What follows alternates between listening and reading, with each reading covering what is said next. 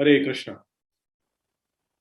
यहाँ पर अ, माता दीति ने 100 वर्ष तक 100 साल तक गर्भ को धारण किया है।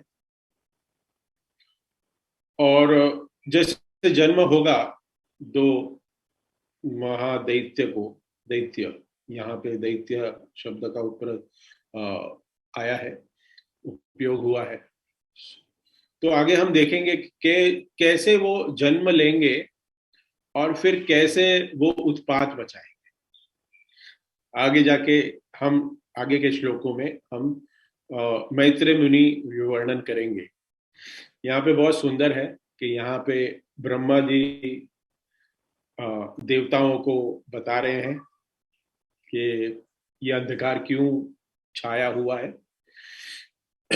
और उसके साथ साथ हम देख रहे हैं कि यहाँ पे सुखदेव गोस्वामी परीक्षित महाराज को बता रहे हैं और यहाँ पे मैत्रेय मुनि विदुर को इस कथा को बता रहे हैं। विदुर जी इस कथा को सुन रहे हैं। तो आज के श्लोक में ये बात बताई गई है कि पहले श्लोक में 9th श्लोक में हम देख रहे हैं कि देवताओं ने ब्रह्मा की स्तुति की, कृपया हम पर कृपा दृष्टि रखें क्योंकि हम कष्टप्रद स्थिति को प्राप्त हो चुके हैं। यह बहुत सुंदर है। ये देवताओं को पता है कि हमें कष्टप्रद स्थिति है हमारी। ये बहुत इंपॉर्टेंट है जानना कि हम इस संसार में दुखी हैं। इस्कॉन के भक्त है ना, बहुत बार कहते हैं दुखालयम अशाश्वतम, दुखालयम अशाश्वतम। लेकिन सच में दुख है? नहीं है। कहाँ दुख है? अच्छा, सब संसार चल रहा है, इतनी सारी भोग वस्तुओं को प्राप्त करने के लिए है। हाँ, तो अगर ये शब्द हम इस्कॉन के कोई डिवोटी ना हो, परिचित ना हो और उसको कहें कि दुखालयम शाश्वतम, दुखी है इस संसार में, दुखी है, तो आजकल का एक व्यक्ति जो है, रचा पचा व्यक्ति है अपने कार्यों में, उसको ये डाइजेस्ट करना पॉसिबल नहीं है। वो नहीं मानता। और ये नहीं मानता कि दुखालयम अशाश्वतम, इस संसार में दुख है। यहाँ पे देवताओं को पता चल गया, इसके लिए ब्रह्मा जी के पास गए। लेकिन यहाँ के लोगों को अभी नहीं पता, इसी के लिए तो यहाँ पे नहीं बैठे। आप लोग सबको पता है, इसके लिए आप लोग नित्यम भागवत सेवाया कर रहे हो। लेकिन ये इसका प्रमाण है, ये क्लास की अटेंडेंस इसका प्रमाण है कि दुनिया में लोग नहीं समझ रहे हैं कि दुख है, दुख का सागर है ये दुखालय है। हाँ, नहीं तो सब लोग नित्यम भागवत करते, हाँ, हर रोज सुबह उठ के जप करते, लेकिन नहीं कर रहे। तो यहाँ पे एक विशिष्ट गुण आया गया है, दिखाया गया है कि क्या होता है कि कुछ अभद्र परिस्थिति, कोई ऐसी चीज वो देख रहे हैं तो तुरंत गुरु के पास जा रहे हैं। किसके पास यहाँ गए हैं देवतागण? ब्रह्मा जी के पास जाके हल मांग रहे हैं, क्या करें, because we don't know same way. हम भी नहीं जानते कि मैं क्या करूं, कैसे जीऊं, कैसे हम भक्ति में आगे बढ़े। तो इसलिए प्रभुपाद ने हमें इस ज्ञान दिया और हमारे पास डिसाइपल सक्सेशन भी है। और अंधकार के कारण हमारा सारा काम रुक गया है। कौन सा काम? क्या काम कर रहे हैं इन लोग कि काम रुक गया है? इसमें तात्पर्य में प्रभुपाद बहुत अच्छा लिख रहे हैं कि हम नॉर्थ पोल और साउथ पोल हम जानते हैं, करेक्ट। तो नॉर्थ पोल साउथ पोल में ऐसा होता है कि वहां बहुत बड़ी रातें होती है, कभी कभी बहुत बड़ा दिन होता है, देखा गया है हमने। हाँ, हम भी अगर मायापुर भी जाए तो दिन बहुत बड़ा दिखता है। मीन्स वो सुबह आप 5 बजे आप मंदिर के अंदर हैं और फिर आप थोड़ा बाहर देखेंगे तो उजाला हो गया है। हाँ, ये नरसिंह आरती शुरू होने के पहले ही उजाला हो जाता है। लेकिन हमारे बंबई में ऐसा नहीं होता है, क्योंकि वहां पे सूर्य जल्दी होता है, टाइम का डिफरेंस है। तो प्रभुपाद भी यहाँ बता रहे कि दिन रात का विभाजन नहीं होता साउथ पोल और नॉर्थ पोल में। तो वैसे ही इनको भी ऐसे लगा कि अंधेरा हो गया है। अरे ये अंधेरा कैसे हो गया, क्या हो गया? हाँ, आप भी जाओगे ना, अगर सुबह उठ के हम जुड़ते हैं सेशन के लिए, सब लोग 8 बज के, कुछ सीरियस भक्त लोग हैं जो 8 बज के डॉट जुड़ जाते हैं। हाँ, मैं देखता हूँ। तो तो 8 बजे आए, लेकिन अंधेरा हो बाहर। अभी तो उजाला है ना, हाँ, उजाला है, लेकिन अंधेरा हो तो फिर आप लोग क्या करोगे? तुरंत कृष्णमय माता जी को फोन करोगे कि माता जी क्या हो गया, आज अंधेरा क्यों है, आज सेशन क्या, मेरी घड़ी तो आगे नहीं है, क्या हो गया है?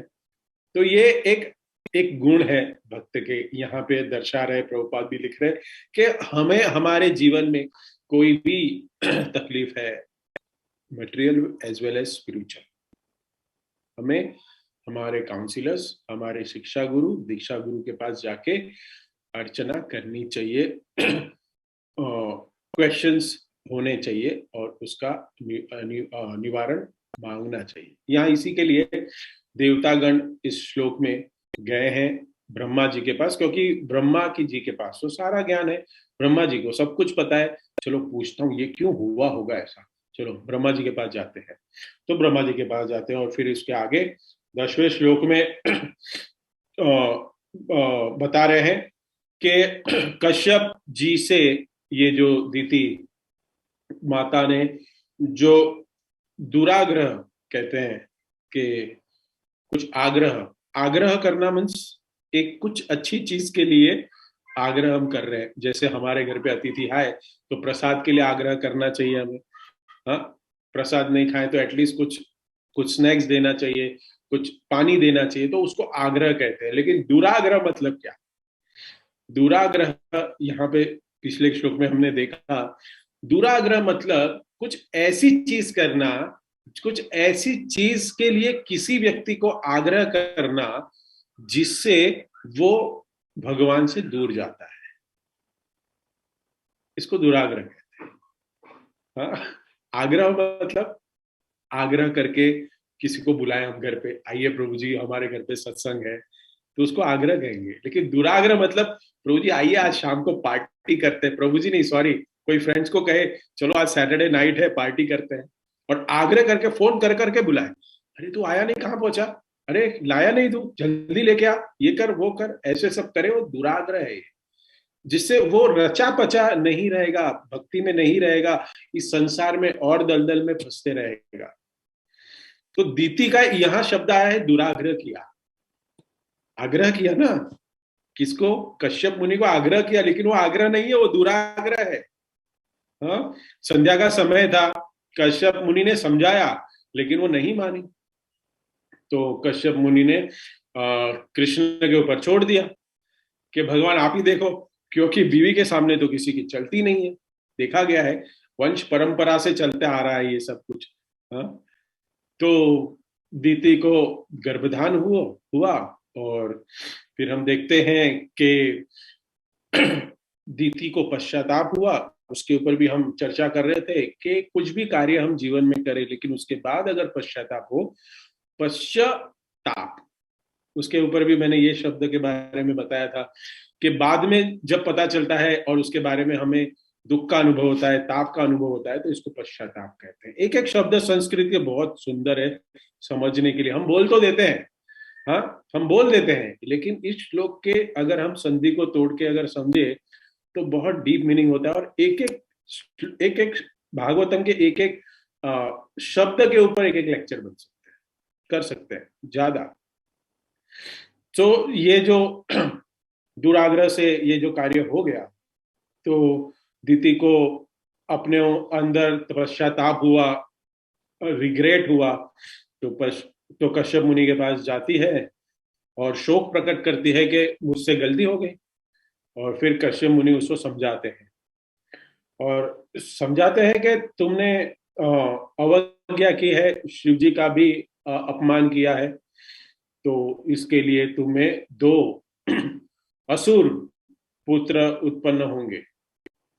फिर दीति ने प्रभु से प्रार्थना की, कश्यप मुनि से प्रार्थना की कि ऐसा ना हो, तो उन्होंने कहा कि ये तो विधि का विधान है, ये होने वाला है, ये भगवान की इच्छा थी इसके लिए ये हुआ है, लेकिन मैं वर देता हूं कि ये ब्राह्मणों की अवज्ञा नहीं करेंगे, ये भगवान के शत्रु बनेंगे, और भगवान के हाथों ही मारे जाएंगे। तो ये जब सुनती है दीदी तो थोड़ी उसको सांत्वना होती है, प्रसन्नता होती है।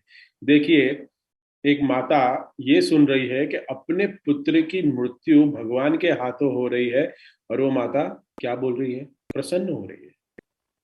हाँ, ये बहुत समझने के लायक चीज है, और सारी माताएं यहाँ पे बहुत, बहुत ज्यादा है।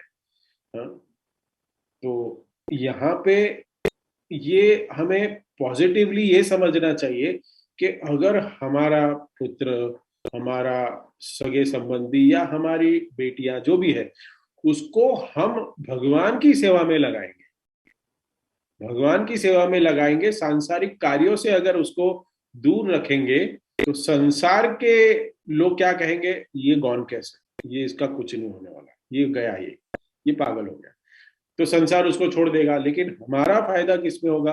उसका जीवन का उद्धार होगा, वो अच्छा भक्त बनेगा, तो हमारे कुल में एक प्रहलाद महाराज जैसे अगर शायद बन गया, तो सबकी पीढ़ी का उद्धार हो जाएगा।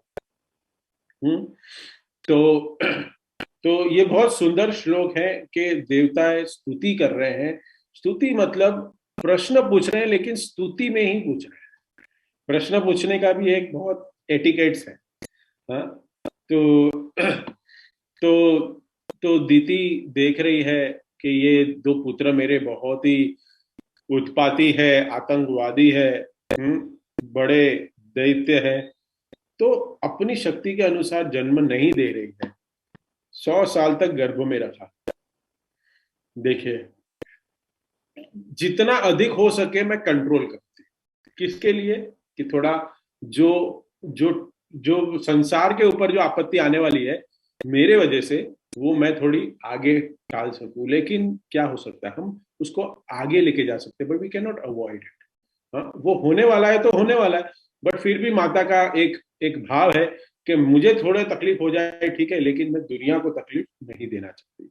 तो उस भाव से वो कर रहे थे, वो कर रही थी। लेकिन जितना अधिक संभव हो अपने शक्ति से गर्भ में रखा। लेकिन यहाँ पे श्लोक में वर्णन आ रहा है कि गर्भ में भी कितना उत्पात हो रहा है, तो पैदा होंगे तो क्या होगा? हाँ, तो गर्भ में अंदर से ही इतना भारी प्रभाव पैदा कर रहे हैं। तो इसमें शब्द है एष देव दिते गर्भ। ये दिति का गर्भ है। एष, ये ओजः कश्यप अर्पितम, कश्यप के द्वारा अर्पित किया गया ओज है। कश्यप मुनि ने इसको अर्पित किया है। दिशस्ति पेरिवरम सर्वाह, ये सारी दिशा को क्या कर रहा है? अंधकारमय कर रहा है सारी दिशा को। देखिए, सारी दिशा में अंधकार करने, सोचिए कैसे हो सकता है ये? हम अंधकार पैदा कर सकते हैं? खुला आसमान है, खुला आकाश है, दिन का समय है, तो अंधकार हम कैसे पैदा करेंगे? हाँ, अंधकार कैसे पैदा हो सकता है? एक हो सकता है कि बहुत ज्यादा फॉग है, इसलिए फिर भी अंधकार नहीं होगा, थोड़ी लाइट कम हो जाएगी। हाँ, धुआं है, और फिर हो सकता है कि बादल छा गए हैं आकाश में पूरा। तो ये सारे रीजन से हम देख सकते हैं कि हाँ, थोड़ा अंधकार होता है, लेकिन पूरा डार्क नहीं होता ये। तो हम ये देखते हैं कि अगर हमें अंधकार करना है, तो अगर मैं ये अभी खिड़की बंद कर दूं, लाइट बंद कर दूं, तो अंधकार हो जाएगा ना। लेकिन मेरे लिए अंधकार होगा, लेकिन संसार के लिए तो अंधकार थोड़ी होगा। तो हम ये ऐसे अंधकार को बना नहीं सकते, अंधकार को प्रेरित नहीं कर सकते, क्योंकि दिशाएं सारी खुली हुई है। तो हम नहीं कर सकते। प्रकाश को पैदा कर सकते हैं, लेकिन अंधकार पैदा नहीं कर सकते। तो ये इतनी आसुरी स्वभाव है, इतने बड़े दैत्य है ये, कि प्रकाश में भी अंधकार कर रहे हैं। सूर्य है, लेकिन फिर भी अंधकार हो रहा है। तो सूर्य के सामने अंधकार तो नहीं हो सकता, लेकिन असंभव को भी संभव करने वाले ऐसे ये असुर दैत्य है। हाँ, ये पॉसिबल वस्तुओं को भी, इम्पॉसिबल वस्तु को भी पॉसिबल करेंगे, लेकिन वाइज वर्सा मटेरियल वर्ल्ड के लोग। हाँ, ये बहुत सुंदर है ये। इसको हम अगर इस अध्याय को या इस कुछ श्लोकों को हम हमारे साथ इस संसार के सारी वस्तुओं के साथ जोड़े तो बहुत अच्छे से समझ आ सकता है। अंधकार करना, आगे मैं बताऊंगा कि सच में अंधकार क्या है। अंधकार मतलब अज्ञान। ये क्या करता है? वर्धते अग्निर वे अर्धसी। अग्नि जैसी, अग्नि जैसे ईंधन, ईंधन जो होता है वो अग्नि को बढ़ावा देता है, करेक्ट। तो ये अंधकार भी बढ़ रहा है, और किसके वजह से? ये ईंधन का काम कर रहे हैं। दीति के गर्भ में जो पले रहे पुत्र है, ये ईंधन का काम कर रहे हैं।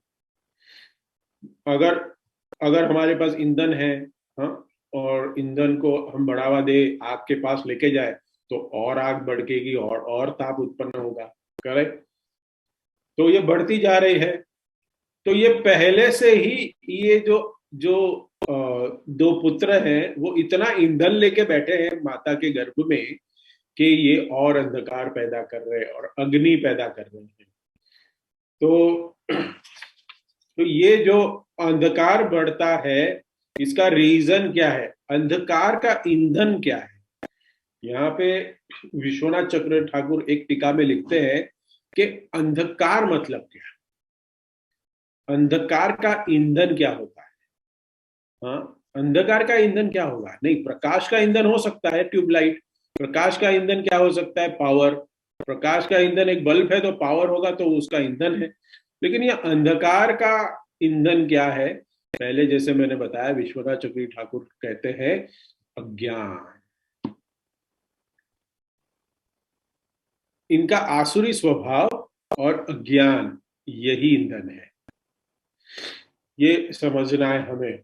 तो इस ईंधन में के वजह से अंधकार बढ़ते जा रहा है, वैसे ब्रह्मा जी बता रहे हैं। तो यही कारण है कि गर्भ के अंदर में भी जो इतना भारी दुर्घटना हो रही है, उसका कारण यह है अंधकार, और उसका कारण है कारण यही है कि ये अज्ञान है। तो सारे देवता बहुत चिंतित हो रहे हैं और ब्रह्मा जी से कह रहे हैं कि हे देव, और ब्रह्मा जी को पता है, हाँ, तो ब्रह्मा जी ही एक ऐसे एकमात्र व्यथित नहीं हो रहे हैं, क्योंकि उनको पता है ये होने वाला है। सो इसलिए है ना, इसलिए कभी कभी है ना, कोई भक्त हमारे पास आके प्रश्न करता है कि प्रभु जी ऐसा हो गया, तो हम है ना, जो सीनियर डिवोटीज है, वो बहुत स्मित में अच्छे फेस करके आंसर देते हैं, क्योंकि एक्सपीरियंस है। उनको पता है कि संसार तो ऐसे ही चलता है। हाँ, संसार तो ऐसे ही चलता है, संसार में तो दुख ही दुख है। कुछ समय के बाद एक व्यक्ति अच्छा सा जॉब मिल जाएगा, फिर वो पेड़ा लेके आ जाएगा, फिर वही 6 महीने के बाद आके बोलेगा प्रभु जी बहुत काम करा रहे, बहुत तकलीफ हो रही है। पूछेंगे उसको आप सेशन में क्यों नहीं जुड़ रहे? अरे प्रभु जी कल रात को 11:30 बज गए मेरे सेशन करते हुए। अरे तुम इसी के लिए मेरे को तो पेड़ा देने आए थे, हमको पेड़ा देने आए थे, सबको ग्रुप में पेड़ा बांट रहे थे, अच्छी जॉब लग गई। तो ये जब होता है, तो ये देखा गया है संसार में, यही नियम है। लेकिन जो व्यक्ति पहली बार कर रहा है वो सोचता है कि मैं बहुत खुश हूँ। तो वैसे ही देवता वो ब्रह्मा जी के पास गए हैं। ब्रह्मा जी बहुत सुंदर तरीके से आगे के श्लोकों में वर्णन करेंगे। डरो मत, ये क्यों हो रहा है? क्योंकि ये ऐसा है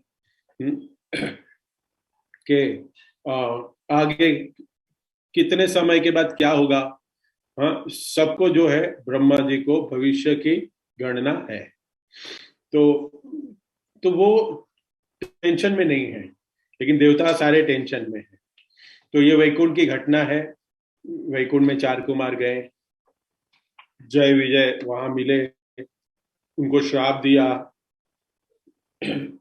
चतुष कुमार ने। तो ये जो है आदि दैत्य है। ये बहुत, जैसे हम देखते हैं ना, गोविंदम आदि पुरुषम तमहम भजामि। आदि पुरुष कौन है? भगवान श्री कृष्ण। वैसे ही ये आदि दैत्य है।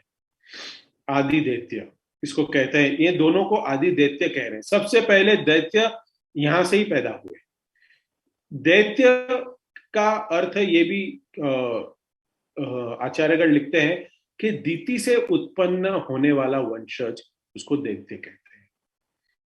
हाँ, तो ये अभी जो कथा चल रही है वो 6वें मनवंतर की चल रही है। तो ये दक्ष दक्ष जो है, उन्होंने अपनी जो 60 पुत्री थी उसमें से 17 पुत्री को कश्यप विवाह से हुआ था। तो ये 6वां मनवंतर चल रहा है। तो तो हम असुर शब्द यूज करते हैं ना, कि असुर है, ये असुर राज हम शब्द यूज करते हैं। तो ये असुर ही है ऐसे नहीं कह सकते, यहाँ पे बोल रहे हैं कि ये दैत्य है। सो असुर बहुत पहले भी हो चुके हैं। आपको अगर स्टोरी याद हो, मधु कैटभ, जो 2 असुर थे, वो भगवान के कानों के मैल से उत्पन्न हुए थे। भगवान के 2 कान हैं, उससे एक एक कान से मधु कैटभ असुर उत्पन्न हुए थे। भगवान ने उनका वध किया था। लेकिन दैत्य में सबसे पहले कौन? कश्यप और दीति के गर्भ से आदि दैत्य, जो उसके प्रजा के जो मेन गर्भधारण करके दीति ने जो हिरण्यकश्यप और हिरण्याक्ष को जन्म दिया, तो वो सबसे बड़े दैत्य हैं, पहले दैत्य। और दैत्यों में प्रहलाद महाराज भी आते हैं। प्रहलाद महाराज भी दैत्य है, देखिए। लेकिन ये दैत्य कैसे है? महान दैत्य, सबसे श्रेष्ठ दैत्य। बलि महाराज भी दैत्य है, हम देखते हैं। क्यों? क्योंकि हिरण्यकश्यपु और हिरण्याक्ष के वंश में पैदा हुए ना। हाँ, हिरण्यकश्यपु के पुत्र कौन है? प्रहलाद। उनके पुत्र कौन है? भागवतम में देखते हैं, विरोचन। उसके बाद बलि उनके पुत्र है, और बलि के पुत्र बाणासुर। ये सारे दैत्य हैं। ये सब दैत्य कहलाते हैं क्योंकि ये सारे दीति के वंश से और कश्यप जी के वंश से आए हुए हैं। राक्षस वंश अलग है। देखिए, अलग अलग कैटेगरी है। दानव, जो कश्यप और धनु के, एक पुत्री थी दक्ष की जिसका नाम धनु था, तो वहां से दानव उत्पन्न हुए। उनके वंशज के सब लोगों को दानव कहते हैं। फिर दैत्य जो हमने अभी चर्चा की। उसके बाद एक असुर कैटेगरी भी है। फिर राक्षस जाति, हम राक्षस भी कहते हैं। फिर यक्ष, ऐसे बहुत सारी कैटेगरी है। हाँ, लेकिन ये विषय नहीं है, लेकिन थोड़ा सा ये शब्द का उपयोग हुआ है, इसलिए मैं थोड़ा आपको बताना चाहूंगा। सबसे राक्षस जो है वो हम जानते हैं कि सबसे पहले ब्रह्मा जी से राक्षस वंश में प्रहेति और हेति नामक 2 राक्षस उत्पन्न हुए थे। उस राक्षस के डिसाइपल सक्सेशन में, तो उसको भी डिसाइपल सक्सेशन ही कहेंगे क्योंकि वो आगे आगे अपने वंशज को चला रहे हैं। हाँ, तो उनसे फिर वो रावण उसी के उसमें आता है। रावण भी राक्षस जाति में आते हैं। और फिर दानव में ऐसे मैंने कहीं पढ़ा था कि मंदोदरी जो रावण की पत्नी थी, वो दानव की पुत्री थी। तो ऐसे ये सारे अलग अलग कैटेगरी के भगवान के भक्त, जो इस संसार में अलग अलग कैटेगरी के लोग होते हैं, जो पीड़ित करते हैं लोगों को। तो वैसे ये भी सारे अलग अलग कैटेगरी है, दानव, दैत्य, असुर, राक्षस। सो सबसे पहले ये दैत्य आए हैं, और ये बहुत शक्तिशाली असुर दोनों है। यहाँ पे आगे वर्णन होगा कि गर्भ के अंदर क्या करते हैं? अंधकार पैदा करते हैं गर्भ के अंदर। सो असुर लोग का मेन कार्य क्या है? इन सब जो कैटेगरी है उसका मेन कार्य क्या है? उनका मेन कार्य यह है अज्ञान को प्रकट करना, संसार में अज्ञान बांटना। भगवान भगवत गीता में भी क्या कहते हैं? अज्ञानम च अभिजातस्य पार्थ संपदम असुरी। भगवान कहते हैं कि असुरों की संपत्ति क्या है? हाँ, हमारी संपत्ति क्या है? Bank balance. हमारी संपत्ति क्या है? हमारा घर। हमारी संपत्ति क्या है? हमारे पास जो भी म्यूचुअल फंड्स, बॉन्ड्स, ये वो एफडी, सब कुछ हमारी संपत्ति है। लेकिन हमारे पास सबसे बड़ी संपत्ति और क्या है? इससे भी ऊपर की संपत्ति। ये सब वस्तु हम इकट्ठा करने में क्यों लगे हुए हैं? क्योंकि भगवान भगवत गीता में अर्जुन को कहते हैं कि सबसे बड़ी संपत्ति असुरों की होती है अज्ञान। सबसे बड़ी। जितना अधिक अज्ञान होता है, अपना बढ़ाते हैं जितना बड़ा अज्ञान बढ़ता है वैसे उनकी संपत्ति बढ़ती है, ऐसा वो समझते हैं असुर लोग। हाँ, सब रचे पचे हुए हैं। और ये अज्ञान इस प्रकार का है, ये अज्ञान किस प्रकार का है? कहते हैं भगवान श्री प्रभुपाद भी तात्पर्य में लिखते हैं कि अज्ञान जो है कि मैं भोगी हूं। हाँ, मैं मरने के बाद ऐसे कोई भगवान है नहीं, हम सब भगवान में विलीन हो जाएंगे, हम सब भगवान बन सकते हैं। मैं ही भोगता हूँ। हाँ, मैं ही सब कुछ है, ये मैंने जो बनाया मैं ही भोगने वाला हूँ। और ऐसे हम संसार में अपने आप को और एक्सपांशन करते जाए। तो ऐसा व्यक्ति असुरों में श्रेष्ठ माना जाता है, जो सबसे ज्यादा रचा पचा है इस संसार में कार्य करने के लिए। यह अज्ञान है। आपने जितना आपने अपना साम्राज्य इस भौतिक जगत में बढ़ाया है और आप इसके अंदर जितने रचे पचे हो, इसको कहते हैं असुर राज। इसको असुर राज कहते हैं और इसको मोस्ट अज्ञानी व्यक्ति कहते हैं, सबसे बड़ा अज्ञान। क्योंकि उसको पता ही नहीं है उनके लिए संपत्ति क्या है, अज्ञान। और अज्ञान से उनकी संपत्ति क्या बन रही है, इस संसार की संपत्ति जो उसको कोई काम में नहीं आने वाली है, जिसका कोई यूज नहीं है। जैसे हम एक राजा की कहानी सुनते हैं ना, 4 पत्नियों वाली। हाँ, आप सबको ज्ञात होगा। हाँ, एक पत्नी कहाँ तक आती है, घर के चौराहे तक, घर तक आती है, घर के, फिर दूसरी पत्नी श्मशान तक आती है। हाँ, ऐसे अलग अलग पत्नियां उधर तक ही आती है, सबको ये स्टोरी पता है। तो सब हम तो कोई काम में नहीं आता, सिर्फ एक लास्ट पत्नी, उसकी जो एक सबसे ज्यादा प्रेम करने वाली पत्नी है, जिसको वो प्रेम नहीं करता था, वो क्या था, सोल, वो खुद, वो उसको उसको प्रेम ही नहीं करता था। सबसे ज्यादा प्रेम करता था फर्स्ट पत्नी को। वो कौन है, संपत्ति। और वो घर के बाहर ही नहीं आती संपत्ति, वो दूसरे की हो जाती है। हम जैसे हॉस्पिटल के बेड में सोना शुरू करते हैं और घर वालों को पता चलता है कि इनका हरिबोल होने वाला है, तभी आपके अंगूठे में स्टैम्प पेपर लगा देते हैं। हाँ, स्टैम्प पेपर पे अंगूठा लगा देते हैं आपका। हाँ, कि आपकी संपत्ति ट्रांसफर हो जाए हमारे पास।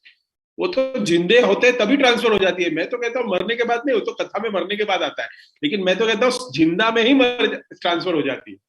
कि पता चल गया कि अभी अंत समय आने वाला है, हमारे घर वालों का इतना, मम्मी पापा ने इतना सब कुछ बना के रखा है, चलो पहले वसीयत बनाओ और ट्रांसफर कर लो पहले फंड।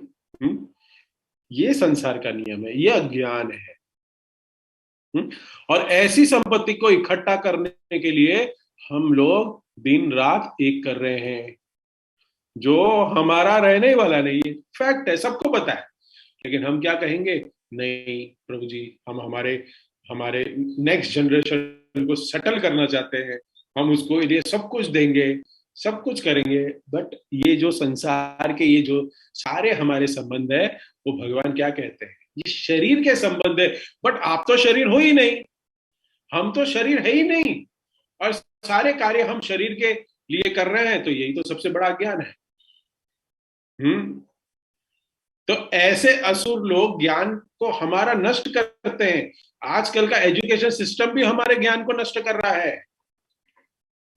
और ऐसे ऐसे रचे बचे ऐसे सारे बुक्स को पढ़ के हम हमारा ज्ञान बढ़ा रहे हैं। तो तो इस आज के समाज में भी ये बहुत फैला हुआ है, आज की शिक्षा में भी फैला हुआ है कि हम शरीर के साथ पैदा हुए, इस शरीर को मेंटेन करो और इस शरीर के साथ ही मर जाओ। यही अज्ञान आज की शिक्षा है, वही संपत्ति है असुरों की। कि शरीर के साथ सब कुछ नष्ट हो जाता है। एक बार प्रभुपाद का एक बहुत अच्छा कन्वर्सेशन है कोटोस की, प्रोफेसर कोटोस की, उसके साथ प्रभुपाद बता रहे थे, और कन्वर्सेशन आता है कि उसमें प्रभुपाद उसको डिबेट में हराने की कोशिश कर रहे थे, लेकिन वो फिर भाग गया। बोला इसको ज्यादा चर्चा करेंगे, तो प्रभुपाद से ज्यादा उसने चर्चा ही नहीं की। क्योंकि सच में बैठे और अगर हम डिस्कस करें किसी के साथ, तो कोई ना कोई ये समझ सकता ही है कि हाँ, कि मैं जो कुछ भी कर रहा हूं वो जो मेरे लिए तो काम में आता ही नहीं है, तो फिर मैं कर क्यों रहा हूं। हाँ, तो ये अज्ञान के विरुद्ध श्री प्रभुपाद ने हरे कृष्ण आंदोलन बनाया। अज्ञान के विरुद्ध। ओम अज्ञानतिमिरान्धस्य ज्ञानांजन शलाकया। हम मंगलाचरण में यही कहते हैं ना पहले ही, सबसे पहले, कि हमारा अज्ञान दूर करो। तो अज्ञान यही है कि हम शरीर है ये समझ बैठे हैं, यही सबसे बड़ा अज्ञान है। और इसके लिए प्रभुपाद हमें, इसलिए हमें प्रभुपाद ने ये कहा कि हर रोज मंगलाचरण, मंगला आरती, गुरु पूजा, ये सारी साधना भक्ति करें। इससे हमें पता चलेगा, इससे हम संपर्क में रहेंगे भक्तों के। और जितना भार अज्ञान है इस विंडो के बाहर में, यही कहीं ना कहीं तो फैला हुआ है, सब बाजू फैला हुआ है, उस ज्ञान से हम बचेंगे। और इससे अज्ञान से बचने के लिए हमेशा हम हरे कृष्ण महामंत्र का जप करें। हम जप करते रहते हैं, हम शास्त्रों को पढ़ते हैं, उसके बाद हम भक्तों का संग लेते हैं। तो ये हमेशा देखा गया है कि अज्ञान का प्रभाव बहुत ज्यादा है। ऐसा क्यों है प्रभु जी? अरे आप आए हो किधर? हम आए हैं प्रतिबिंब जगत में। ये प्रतिबिंब जगत ही अज्ञान है। ये प्रतिबिंब है, वही हमें नहीं पता। हाँ, हम पढ़ते हैं ना, 16वें अध्याय में भी पढ़ते हैं, फर्स्ट श्लोक से ही शुरू कर देते हैं भगवान कि क्या है कि ये जो जगत है, ये प्रतिबिंब जैसे दिखता है। हाँ, ऊर्ध्वमूलम अधम शाखम, हाँ, ये पूरा प्रतिबिंब है, ये रियल है ही नहीं। ये जगत रियल है ही नहीं, ये तो इनरियलिस्टिक है। इसलिए हमें ये समझना है कि ये जो फैलाने वाले असुर है इस संसार में अभी भी है। हम देखें कि ये छठवें मनवंतर में ये पैदा हुए थे, लेकिन इसका प्रभाव अभी भी है। हाँ, इससे तो बड़े बड़े असुर अभी भी है। तो इतने बड़े असुर है कि अभी भी ये भौतिक अंधकार भी पैदा कर सकते हैं, ऐसे विश्वनाथ चक्रवर्ती ठाकुर लिखता है, भौतिक अंधकार। हम्म कि आज तक ऐसा कोई असुर नहीं हुआ जो भौतिक अंधकार पैदा कर सके।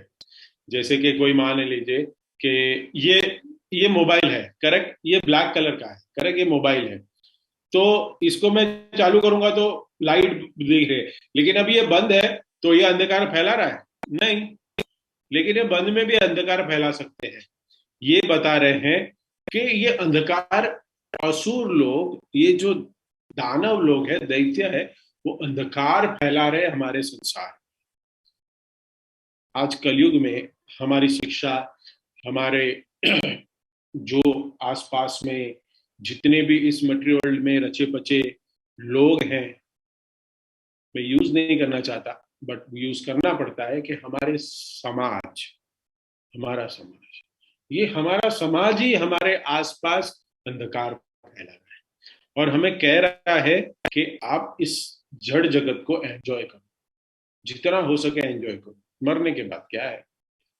तो हम ये समझ सकते हैं इस श्लोक से कि ये असुर है इतने, हम जैसे जानते हैं कि ये बहुत बड़े भक्त थे, जय और विजय, और इनको भगवान ने मुक्त किया 3 ही बर्थ में। हम जानते हैं ये स्टोरी, हम जानते हैं। वैर जो असुर था वो कौन था? वो हम देखते हैं कि सबसे ज्यादा हर निरंतर को भगवान को याद करने वाला जो हम देखते हैं, कंस। कंस भी ऐसे ही एक बड़ा असुर था, अज्ञान फैला रहा था, और वो क्या समझ बैठा था कि सब कुछ मेरा है, ये मैं, ये संसार सब कुछ मेरा है, और मैं ही कौन हूं, मैं ही भोगी हूं, और सब इस संसार की वस्तुएं मेरे भोग करने के लिए। तो हम इस प्रभुपाद के मिशन में जुड़े हैं और हमें ये प्रभुपाद बता रहे हैं। इस अध्याय से, इस श्लोक से हम यही समझने की कोशिश कर रहे हैं, करना चाहिए कि संसार में ऐसा ज्ञान, ऐसा अंधकार फैल रहा है, फैला हुआ है, तो हम क्या करें? जैसे देवतागण ब्रह्मा जी के पास गए और जिज्ञासा की कि ये क्यों हो रहा है, we don't know, this is abnormal, कुछ हो रहा है, ये चीज, ये बहुत ताप हो रहा है, और हमें हमारे काम करने के लिए कुछ कुछ कुछ ठीक से नहीं हो रहा है हमारे काम। तो वैसे ही हम कहाँ जाए? हम भी गुरु के शरणों में जाए, और हम भी ये पूछे, और एक बार पूछे नहीं, बार बार, क्योंकि हम भूल जाते हैं। हाँ, हमारा सबसे महत्व गुण है हमारा भूलना। मराठी में हमेशा मैं लोगों को बताता हूँ, पुढचा पाठ मागचा सपाट। हम आगे का पढ़ते हैं और पीछे का भूल जाते हैं, भूलते रहते हैं। इसके लिए ऐसे श्रीमद् भागवतम के 18,000 श्लोक को पढ़ने से, नित्यम भागवत करने से क्या होता है, हम कनेक्शन में रहते हैं। हमें बार बार पता चलता है, हमें कोई कहता है ना, अरे तुम लोग बहुत टॉर्चर करते हो, बार बार कहते हो दुखालयम शाश्वतम, ये बार बार आप लोग हमें कहते रहते हो। बोला, इतने कहने के बाद भी तो कहाँ आ रहे हो? इतना कहने के बाद भी तो नित्यम नहीं हो रहा है ना, फिर भी कहाँ रेगुलर आ पा रहे हो? इतना अगर नहीं कहेंगे तो कहाँ के कहाँ दूर पहुंच जाओगे, सब लोग पहुंच जाएंगे ना। इसलिए जैसे हम देख रहे हैं बार बार देवतागण, अलग अलग पर्सनैलिटीज गुरु के पास गए, ब्रह्मा जी के पास गए, देवता सारे विष्णु जी के पास गए, धरती माता के पास गए। ऐसे सब हम भागवतम में स्टोरीज में हम पढ़ते हैं, एक एक अध्याय में, ऐसे एक एक स्कंद में। ये हमें यही बताता है कि हम नित्य भक्तों के संग में रहें और भगवान के गुण लीला माधुरी को हम पढ़ते सुनते रहे, श्रवण करते रहे। और ये श्रवण ही है, जैसे लास्ट संडे को देवकीनंदन प्रभु जी बता रहे थे, और वो बता रहे थे कि श्रवण करना, सुनना सबसे इंपॉर्टेंट एस्पेक्ट है भक्ति में टिके रहना। जब तक कोई व्यक्ति श्रवण नहीं करता ना, सीरियसली सुनता नहीं ना इस मटेरियल वर्ल्ड के गुणों के बारे में, इस संसार के गुणों के बारे में कोई नहीं नित्य सुनता ना, तब तक वो भक्ति में तत्पर नहीं हो सकता। इसलिए हमें बार बार इस अध्याय को, अलग अलग जो भागवतम के अलग अलग अध्याय में, अलग अलग स्कंद में जितने भी स्कंदों में भगवान अपने भक्तों के माध्यम से हमें जो ज्ञान देना चाहता है, जो हमारा अंधकार मिटाना चाहते हैं, उसको हमें अपने जीवन में सेवन करना चाहिए। जैसे इन लोग भी अभी आगे ब्रह्मा जी बताएंगे कि कैसे ये दो असुर पैदा हुए और फिर कैसे ये दो असुर राज इस संसार में उत्पात मचाएंगे। ऐसे भी संसार में देखे गए, लेकिन हमें इनसे बचना चाहिए। और जैसे हमें अनुभव हो उत्पात का हमारे जीवन में, तुरंत हमें हमारे गुरु की शरण में जाना चाहिए और क्षमा याचना करनी चाहिए और प्रार्थना करनी चाहिए कि मेरे आसपास जो ये अग्नि जल रही है, मेरे जीवन में जो ये दुख का सागर है, उसका निवारण दीजिए। यही श्लोक का हमारा इसका आज का भावार्थ है। तो इसी पे आज मैं यहाँ पे ही विराम करूंगा। किसी कोई भक्त का कोई प्रश्न, कमेंट्स, टिप्पणी है, पूछ सकते हैं। और माता जी is there, you can add something. I hope if I did some mistake, so please forgive me. Thank you. Thank you, Mataji. Hare Krishna.